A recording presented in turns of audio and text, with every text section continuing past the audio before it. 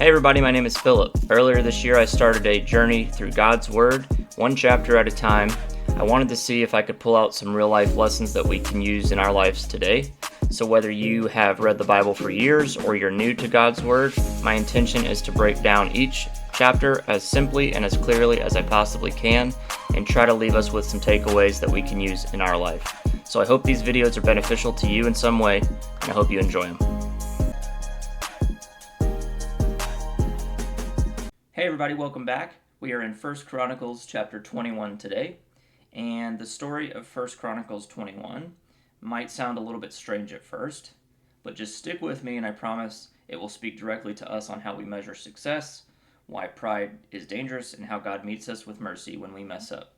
So 1 Chronicles chapter 21 verse 1 says this: Satan rose up against Israel and caused David to take a census of the people of Israel. Like, what? A census? That doesn't seem very bad. That seems harmless, right? Not really. See, in the ancient world, counting your troops was sort of like flexing your muscles. It was a king saying, like, let me see or measure how powerful I am. And David, who's a man who historically has trusted God, is now being tempted to trust numbers. So he orders his battle commander Joab to go count all the fighting men across the nation. In verse 2, he says, Take a census of all the people of Israel from Beersheba to the south to Dan in the north, and bring me a report so that I may know how many there are. This wasn't about strategy. This was about David's pride. And we live in a culture that's obsessed with numbers. How many followers do I have on Instagram? How many likes do I have on my post? How many views am I going to get on this YouTube video? What's your GPA? What's your score? Whatever. But here's the truth. Just because you can count something doesn't mean it counts for eternity. See, David forgot that his strength came from God, not from his army. And his battle commander, Joab, he knew it too. So look at his response. It says in verse 3, May the Lord increase the number of his people 100 times over. But why, my lord the king, do you want to do this? Are they not all your servants? Why must you cause Israel to sin? So even Joab, the battle commander, he's not exactly a spiritual guy, but even he's picking up on this and he's saying, David, this is your pride talking. Please don't do this. But still, David insists. So Joab, although unhappy about it, he obeys. The census takes nearly 10 months, and when the results come back, David has his number that he's looking for. But then, reality kind of hits for David. In verse 8, it says this: David said to God, I have sinned greatly by taking this census. Please forgive my guilt for doing this foolish thing.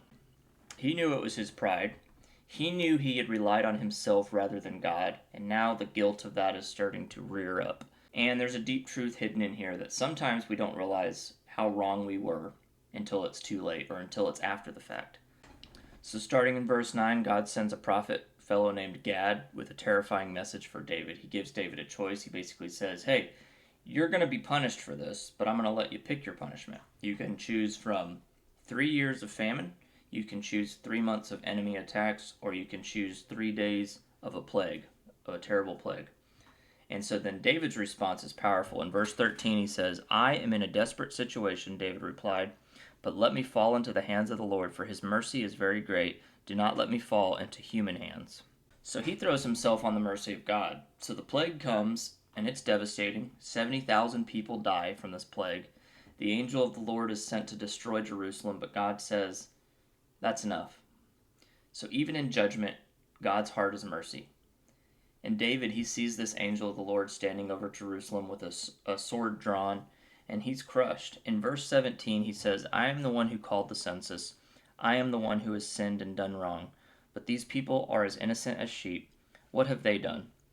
O Lord my God, let your anger fall against me and my family, but do not destroy your people. See, that's what real leadership looks like. Owning your mistakes, taking responsibility for your own mess-ups. David doesn't blame his battle commander Joab. He doesn't blame the system.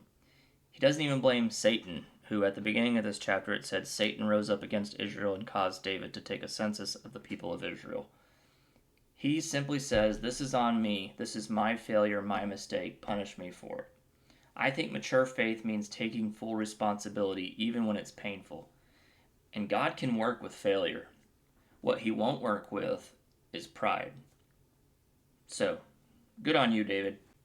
And then moving into verse 18, something beautiful happens. God tells David, go build an altar on the threshing floor of a fellow named Arona, the Jebusite. A threshing floor was essentially a place where wheat and chaff were separated from one another. So the idea of building an altar in this place seemed fitting for this particular situation. Arona, he tries to give David the land and the sacrifice for free, but then David says one of the most powerful things in verse 24. No, I insist on buying it for the full price. I will not take what is yours and give it to the Lord. I will not present burnt offerings that have cost me nothing. So David pays full price, he builds the altar, and he worships the Lord. And the Lord answers him with fire from heaven. The plague stops. Mercy is victorious. See, David knew something that we have a tendency to forget, and that is worship that costs us nothing isn't worth much. Real worship requires sacrifice, and that can be sacrifice of your time, sacrifice of your own pride or your own comfort, even sacrifice of maybe control in a situation. If you want to grow your faith, it's going to cost you something, but it's worth it, because at the altar, that's where mercy meets us. Now here's kind of a cool plot twist for you. This threshing floor that David builds this altar at, it later becomes the site where King Solomon builds the temple. And what started as a place of failure and mercy becomes one of the most sacred sites in Israel's history. And I think this shows us that God can turn our greatest failures into someone else's greatest blessings. And when we bring our mess to God, He can build something holy from it. All right, let me wrap up with 3 truths for you. Don't count what doesn't count. David counted the troops because he wanted to see how powerful he was. But the reality was, it didn't matter. God was on his side. That's why he had been victorious up to this point. So he was counting something that didn't count. Trust God more than your stats. Obedience matters more than outcomes. Number 2, own your mistakes. Own your failures. Take responsibility for when you mess up. God responds to humility. God honors humility. So don't blame others. Just start repenting and own your mistakes. Last but not least, worship with sacrifice. Don't give God your leftovers. Give Him your best, even when it costs you something. David had made a huge mistake, but he came back to God with honesty, with worship and sacrifice, and God was able to meet him with mercy.